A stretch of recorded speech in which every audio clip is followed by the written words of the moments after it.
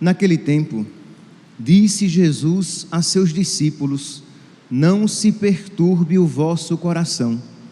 Tendes fé em Deus, tende fé em mim também. Na casa de meu Pai há muitas moradas. Se assim não fosse, eu vos teria dito: vou preparar um lugar para vós. E quando eu tiver ido preparar-vos um lugar, voltarei e vos levarei comigo, a fim de que onde eu estiver, estejais também vós. E para onde eu vou, vós conheceis o caminho. Tomé disse a Jesus: Senhor, nós não sabemos para onde vais. Como podemos conhecer o caminho? Jesus respondeu: eu sou o caminho, a verdade e a vida. Ninguém vai ao Pai senão por mim. Se vós me conhecesseis, conheceríeis também o meu Pai, e desde agora o conheceis e o vistes. Disse Filipe: Senhor, mostra-nos o Pai, e isso nos basta. Jesus respondeu: há tanto tempo estou convosco, e não me conheces, Filipe? Quem me viu, viu o Pai. Como é que tu dizes: mostra-nos o Pai? Não acreditas que eu estou no Pai e o Pai está em mim? As palavras que eu vos digo, não as digo por mim mesmo, mas é o Pai que, permanecendo em mim, realiza as suas obras. Acreditai-me, eu estou no Pai e o Pai está em mim. Acreditai ao menos por causa destas mesmas obras. Em verdade vos digo: quem acredita em mim fará as obras que eu faço, e fará ainda maiores do que esta, pois eu vou para o Pai. Palavra da salvação. Glória a vós, Senhor. Aleluia, aleluia, aleluia, aleluia.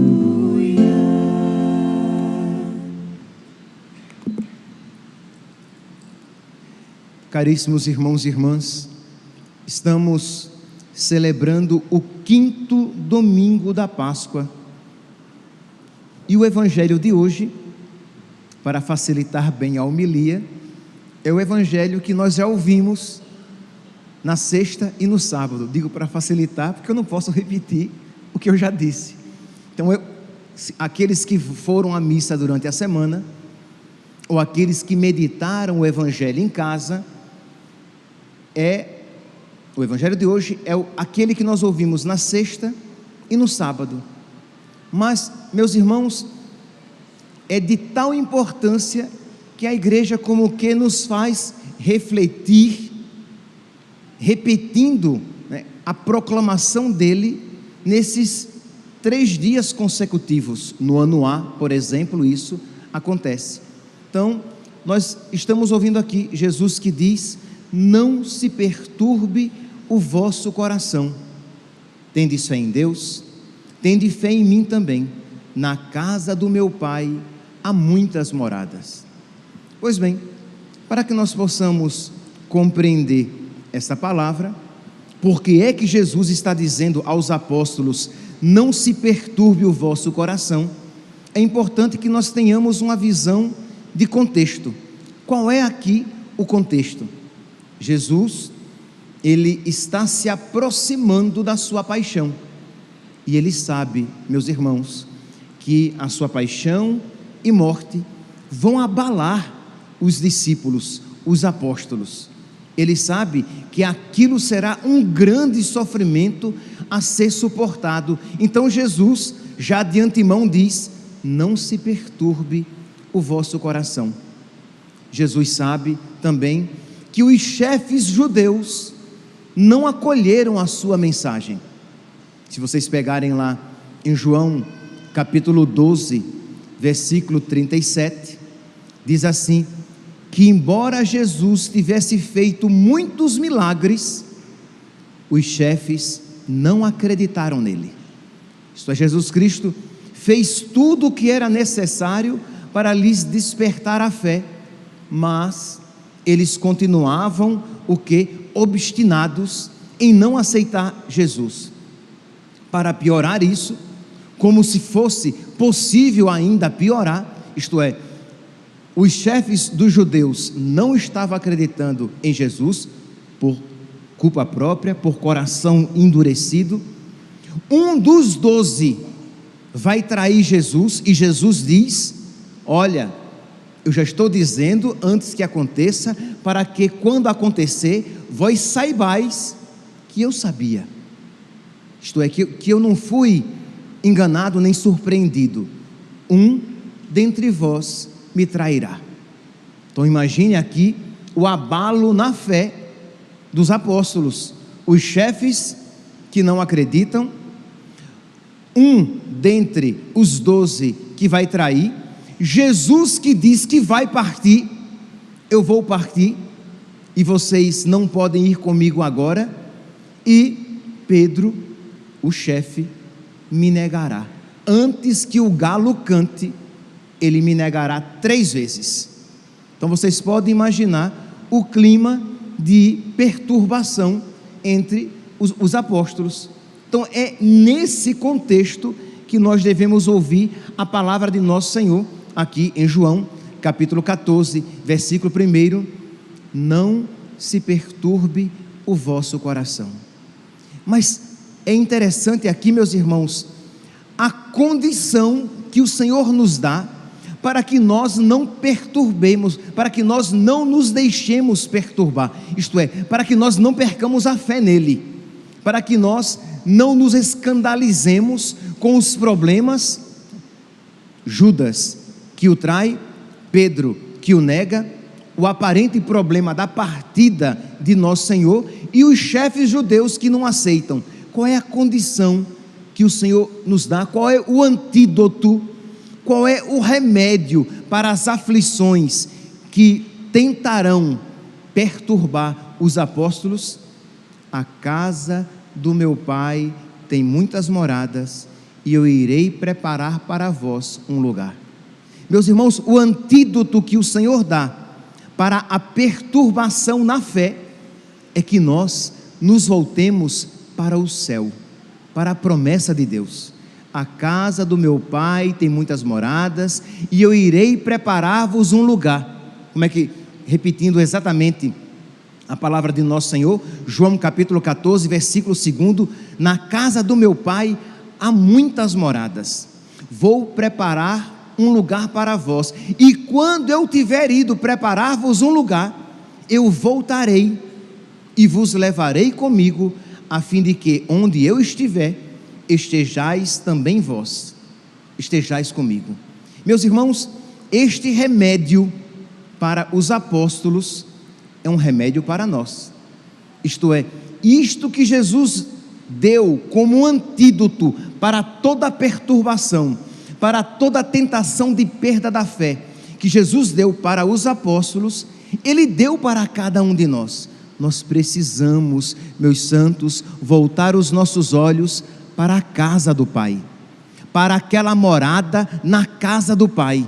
Nós precisamos voltar os nossos olhos para o céu, porque qual é o problema, meus santos? Existem muitos cristãos, existem muitos católicos que têm os olhos voltados, apenas para a terra, apenas para as coisas deste mundo. Então é claro, meus santos, se os apóstolos tivessem os olhos voltados apenas para as coisas deste mundo, eles iriam se perturbar, porque afinal de contas o grupo estava fragilizado. Judas traiu, Pedro negou, na hora do vamos ver, todo mundo foge, só fica João, os chefes do povo não o reconhecem, e Jesus, como se não bastasse tudo isso, ainda diz que ele vai partir.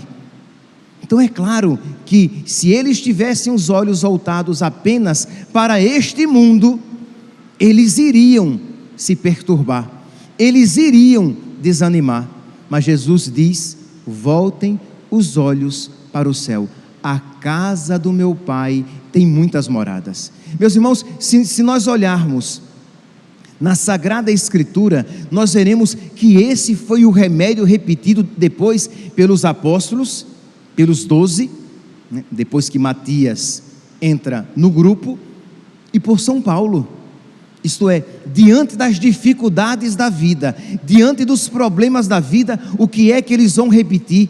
Recordem-se das promessas de Deus, recordem-se do céu, voltem os seus olhos para as promessas do alto, porque, meus irmãos, nós precisamos amar, desejar, almejar pelas promessas de Deus. A grande pergunta é o quê? Se nós temos fé suficiente para desejar o céu. Então nós precisamos a cada dia, a oração coleta da missa de hoje pede a Deus, isto é, a igreja pede para que Deus nos conceda este desejo das realidades eternas. Na oração coleta nós ouvimos aqui: ó Deus Pai de bondade, que nos redimistes e adotastes como filhos e filhas, concedei aos que creem no Cristo a liberdade e a herança eterna. Isto é, a igreja, mais uma vez, o que ela pede? Que nos seja concedida a herança eterna àqueles que creem no Cristo. Então, o primeiro ponto no início desta homilia é o que? Pedir a Deus o dom da fé. Meus irmãos, é muito triste quando padres e fiéis não pensam mais no céu. Quando o padre, ele prega sobre tudo, mas ele não prega a respeito daquilo que dá sentido a tudo pregado. Ele prega a respeito de muitas coisas, mas ele não prega a respeito daquilo que é o fundamento de todas as coisas: o céu, o estar com Cristo por toda a eternidade. Como é que nosso Senhor diz? Eu voltarei, e quando eu tiver ido preparar-vos um lugar, eu voltarei e vos levarei comigo, a fim de que onde eu estiver, estejais também vós. Então o Senhor promete que nós estaremos com Ele por toda a eternidade na casa do Pai. É claro aqui que por casa do Pai é uma figura, isto é, nós estaremos no céu, nós estaremos naquele lugar que os olhos não viram, a respeito do qual os ouvidos não ouviram, e que o nosso coração nem ousa imaginar. Por quê? Porque o Senhor, Ele sobrepujará, Ele ultrapassará as nossas expectativas. Imagine, meus santos, quando nós pensamos no céu, pensemos, será muito melhor do que tudo aquilo que nós podemos imaginar. No céu, nós teremos tudo, como diz Santa Teresinha do Menino Jesus. Isto é, em Jesus, que é o nosso céu, nós teremos tudo, nós teremos toda a felicidade que todos os relacionamentos podem nos proporcionar. A felicidade de um casamento, de um bom casamento, a felicidade de uma amizade, a felicidade do amor entre o pai e o filho, a felicidade entre os irmãos. Por quê? Porque nós contemplaremos a face de Deus, nós estaremos contemplando a Deus face a face. Nós teremos a felicidade de todos os manjares, de todos os banquetes, a felicidade de um bom prato. Sim, ora, é claro que há uma felicidade numa boa refeição. Por isso, compreendamos tudo aquilo que pode tocar as nossas faculdades sensíveis. Nós estaremos no banquete eterno. Nós teremos a felicidade de todos os lugares belos. É muito bom quando nós conhecemos lugares bonitos, belas paisagens. Pois bem, no céu nós teremos a beleza daquele que criou todas as belezas deste mundo, que são passageiras, mas no céu nós teremos a beleza eterna. Então aqui, meus irmãos, percebe que nós precisamos pedir a Deus que Ele enlargueça o nosso coração, para que nós creiamos mais profundamente. E porque cremos, esperemos. E porque nós temos fé, que nós nos esforcemos por voltar os nossos olhos para as coisas do alto. Então vamos lá, no início dessa celebração, vamos mover os nossos olhos, as nossas preocupações com as coisas deste mundo, as nossas ansiedades com as possíveis dificuldades que possam nos visitar, e vamos focar os nossos olhos nas coisas do alto.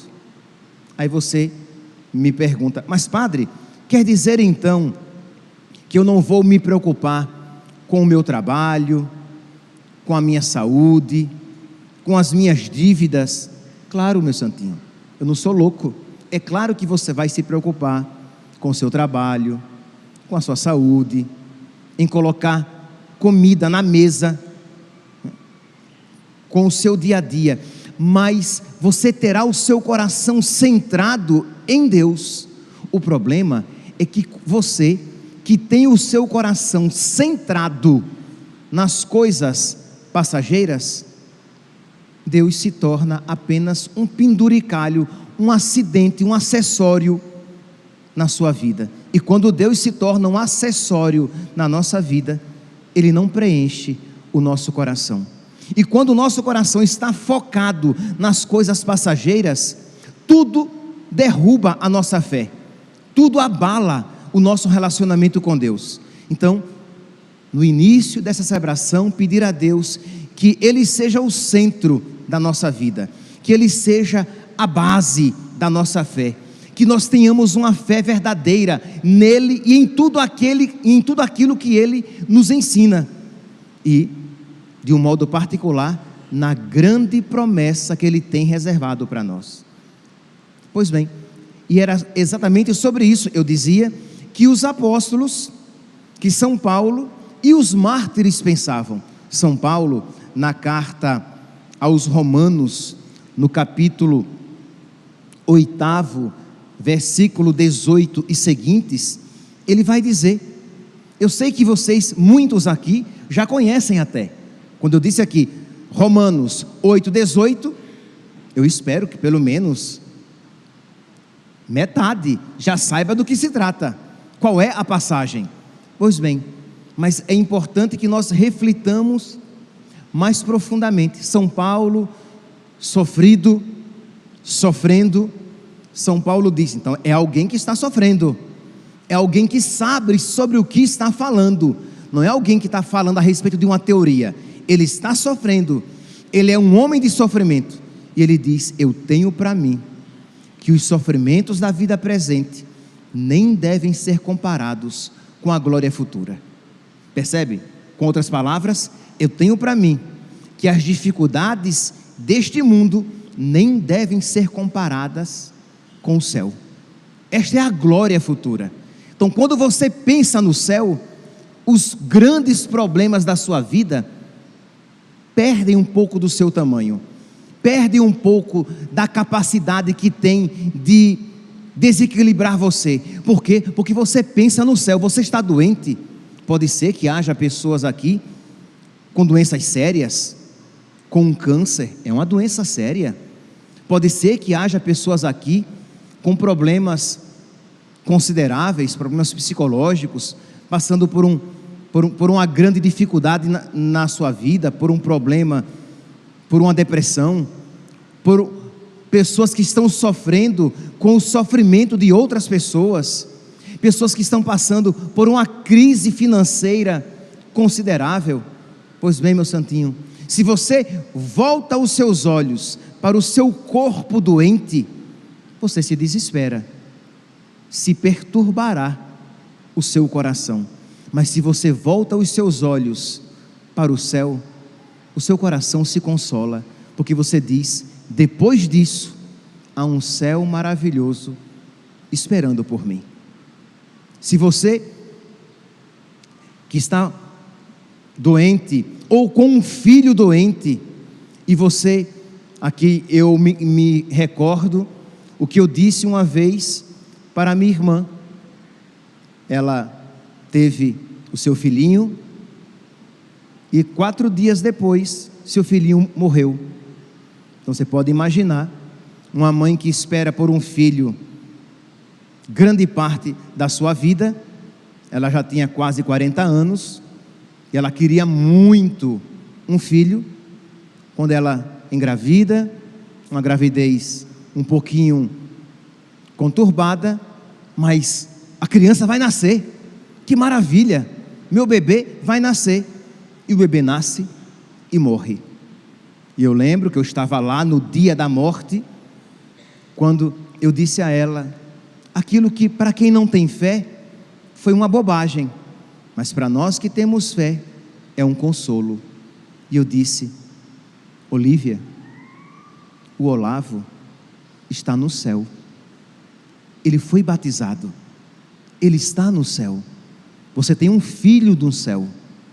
Aquilo retirou todo o sofrimento do seu coração? Não. Mas aquilo deu a ela uma perspectiva espiritual. Ele está no céu. E com a graça de Deus eu vou me esforçar para com Ele um dia me encontrar. Percebe aqui, meus santos, quando nós voltamos os nossos olhos para as realidades espirituais, os sofrimentos da vida, eles vão ocupar o seu devido lugar. Eles não terão maiores incidências na nossa alma. Por quê? Porque os nossos olhos estão voltados e focados. Ora, meus santos, se você, meu santinho, minha santinha, tem os seus olhos voltados apenas para a sua realização financeira, em fazer viagens, em comprar roupas bonitas, em ter carros, em ser sempre jovem, ora, saber que você provavelmente não vai realizar todos esses sonhos, que você vai envelhecer, adoecer e morrer, isso é muito frustrante. Mas se você, meu santinho, sabe que existe um céu preparado para você, embora não realizar algum sonho bom seja um pouco dolorido, mas o sonho primeiro e principal me está garantido. Jesus me alcançou, me realizou aquela graça primeira. Ele me preparou um lugar na casa do Pai. E é isso, meus santos, o que nós precisamos pedir a Deus, que Ele coloque no nosso coração isso, para que a partir desta fé, nós vivamos a nossa vida. Porque se nós vivermos a nossa vida a partir somente das nossas expectativas humanas, e Deus for apenas um penduricalho, um acréscimo, um acidente, um enfeite na nossa vida, esse Deus não vai ser suficiente para dar sentido à sua existência.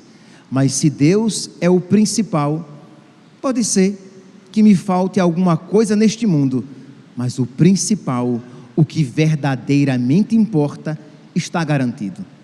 O mesmo São Paulo, na carta aos Romanos, no capítulo 9, versículo 24, 1 Coríntios, capítulo 9, versículo 24, São Paulo vai dizer assim, que a vida dele, que o céu é como uma corrida para alcançar uma coroa imperecível, que o que ele está buscando não passa. Ele diz, as pessoas que correm aqui, ele compara a vida cristã a atletas, ele diz, os atletas se esforçam muito, os atletas investem as suas forças físicas e psicológicas para alcançar uma medalha de ouro, que ele usa aqui, uma coroa perecível, uma glória momentânea, passageira. Mas aqueles que se empenham para alcançar a coroa imacessível, a coroa imperecível, esse não passará. Então existe algo imperecível, existe algo que não envelhece, existe algo que não apodrece, pelo qual nós podemos empenhar a nossa vida. Jesus, em São João, no Evangelho de São João, no capítulo 6, no versículo 27, Jesus diz, esforçai-vos, João capítulo 6, versículo 27, trabalhai, palavra de nosso Senhor, trabalhai não pela comida que perece, não por aquilo que passa, mas por aquilo que dura até a vida eterna. Percebe aqui, meus irmãos, o que nosso Senhor está dizendo? Isto é, se você vive a sua vida, se você gasta o melhor das suas forças, se o centro da sua alma está focado em alcançar aquilo que perece, você é alguém digno de pena, porque o seu coração se perturbará constantemente. Se o foco da sua vida é ter cada vez mais uma vida tranquila, se o foco da sua existência é ter cada vez mais saúde, se o foco da sua realização está em ter uma vida cômoda, saúde, beleza, dinheiro, prazer, ora, você sabe que constantemente nós somos perturbados em tudo isso, com a doença, com as crises financeiras, com as frustrações da vida, com o tempo que passa, e você vai vendo que esta ilusão de uma juventude eterna, isso vai passar, mas se a sua felicidade está nisso, você está colocando a sua esperança naquilo que fenece, naquilo que apodrece, naquilo que acaba. Mas se você está batalhando, se esforçando, colocando todas as suas energias para alcançar aquilo que não passa, você é verdadeiramente feliz. E quando vierem as dificuldades na sua vida, você não se frustrará, o seu coração não se perturbará. Imagina aqui, meus irmãos, os mártires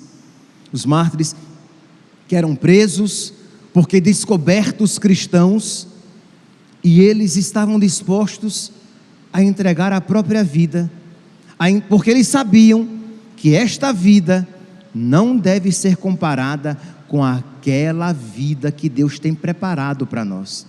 Esse corpo que seria triturado pelas feras, eles estavam dispostos a entregar este corpo, porque eles sabiam que o corpo ressuscitado não envelhece, não adoece, não morre, não chora, é um corpo perfeito. Nós precisamos voltar para esta fé. Nós precisamos então, aí sim, virão as dificuldades, virão os problemas, mas nós não iremos nos perturbar. Por quê? Porque nós temos a nossa meta numa felicidade perfeita, reservada por Deus para nós.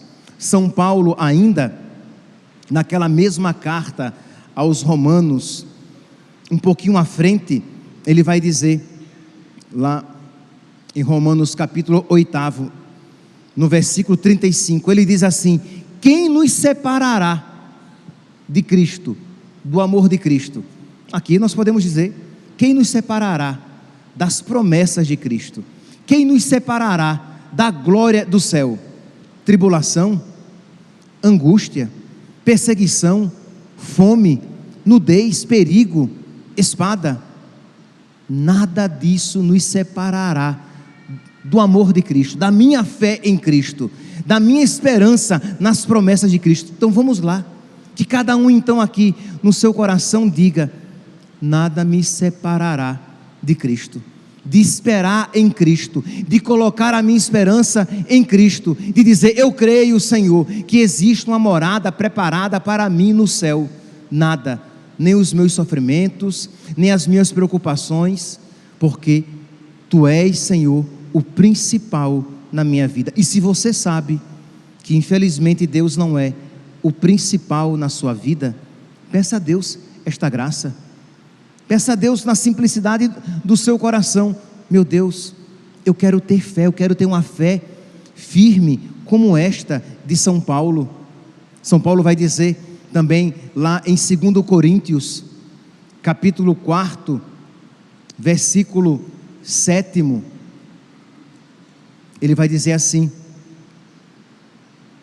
somos perseguidos, mas não ficamos desamparados, somos abatidos, mas não ficamos desesperados. Isto é, São Paulo está dizendo o quê? Eu tenho problema, eu tenho dificuldades, eu tenho aflições, mas eu não me desespero. eu não perco a minha fé. Por quê?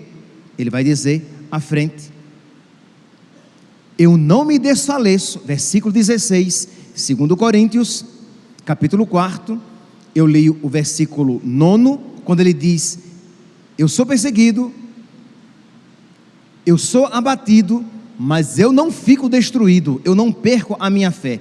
No versículo 16, ele vai dizer: eu não me desfaleço exteriormente, mesmo que o meu homem exterior vá se desconjuntando, mesmo que você olhe para mim e veja que exteriormente eu estou me acabando.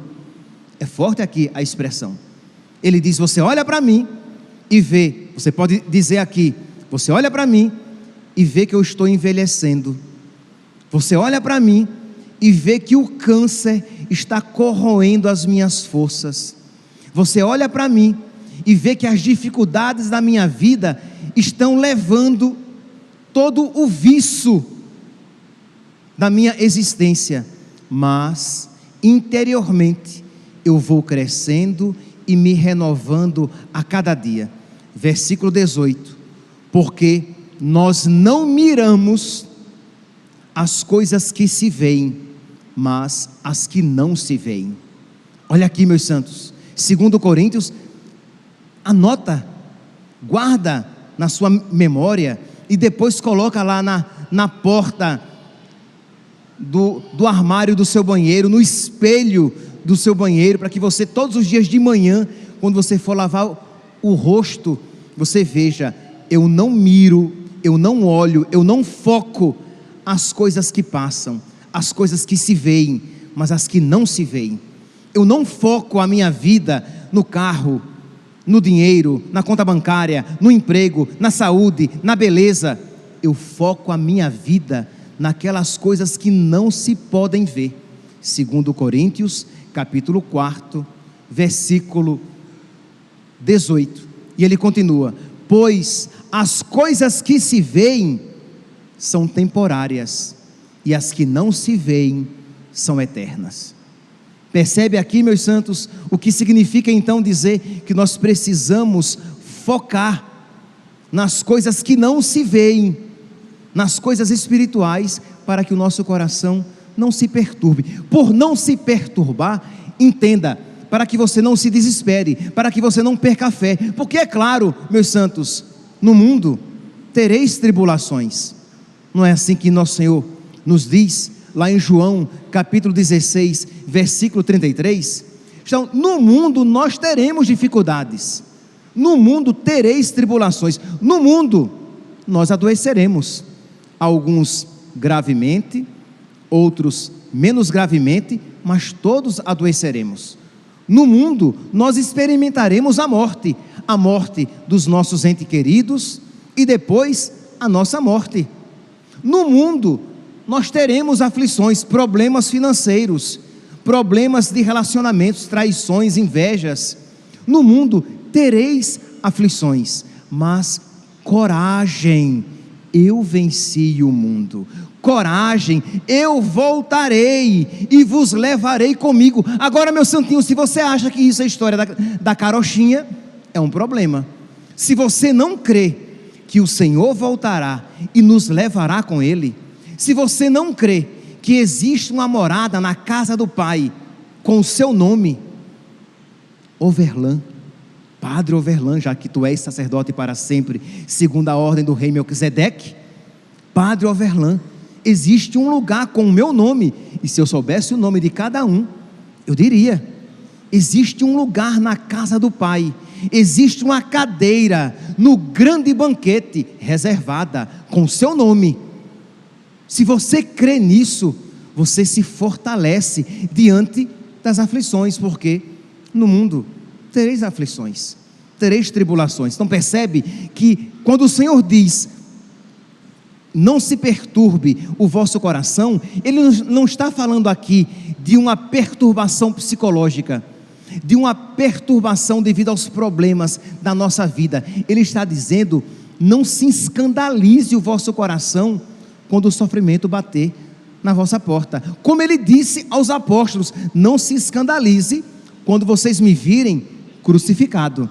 Não se escandalizem quando vocês virem que Judas vai me trair. Não se escandalizem, não percam a fé quando vocês virem que Pedro vai me negar e que Judas vai me trair.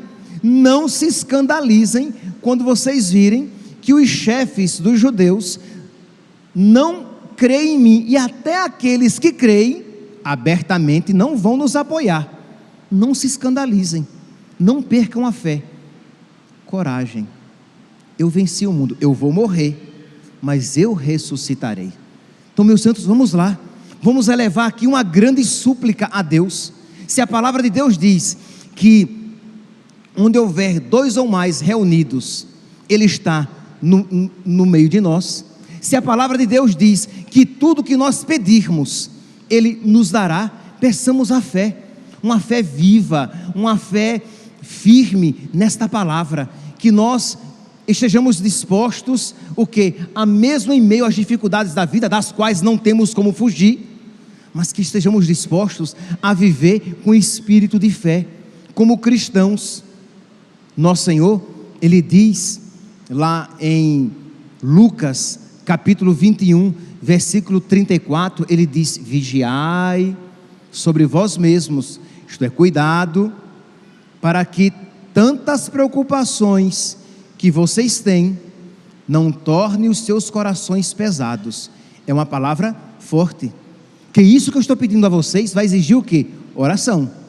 Então vamos lá, meu santinho, não é apenas agora na missa do domingo, hoje, dia 7 de maio, não apenas hoje, sim, hoje, agora, mas no seu dia a dia, de você colocar na sua oração, todos os dias, esta preocupação primeira: Senhor, eu não quero perder a fé, eu creio, aumentai a minha fé.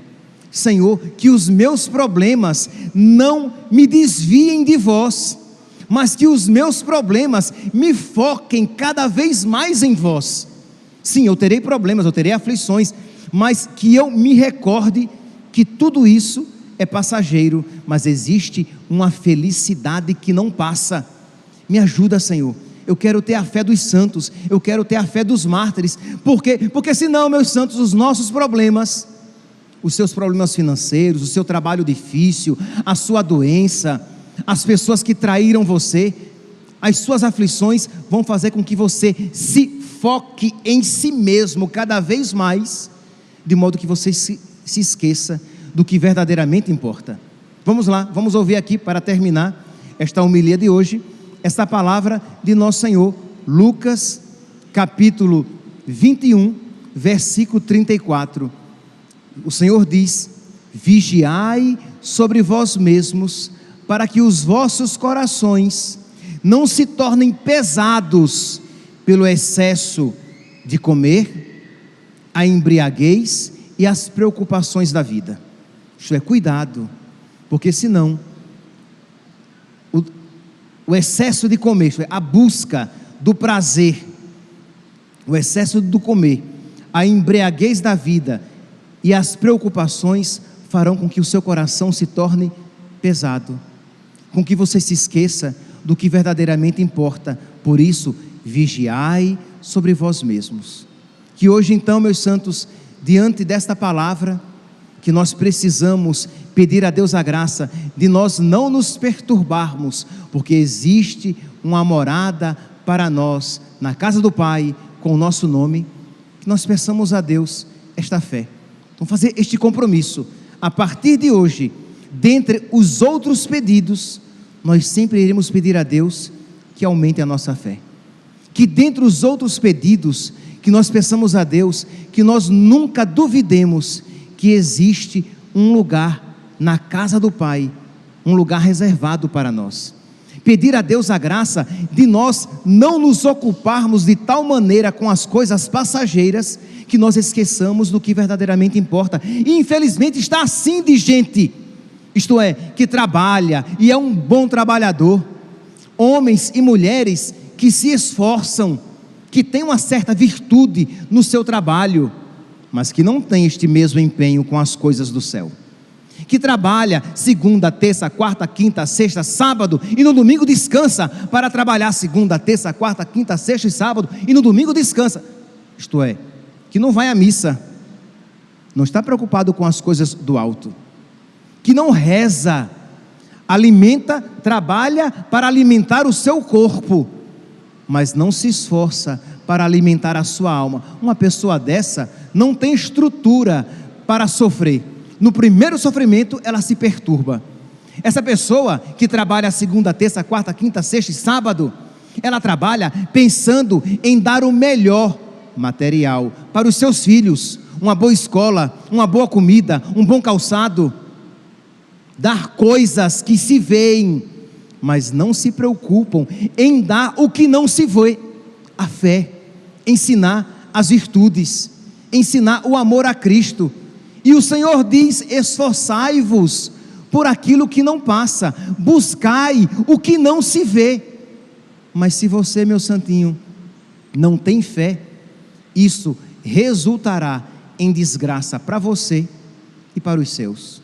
Então vamos lá, pedir a Deus: Senhor, eu quero ter fé, eu quero viver segundo a minha fé, e eu quero ser um pai e uma mãe que prepara os meus filhos para uma vida de fé. Tenho certeza, meus santos, que se nós pedirmos isso a Deus, Deus nos dará, porque é isto o que Ele quer nos conceder. Louvado seja nosso Senhor Jesus Cristo, para sempre seja louvado.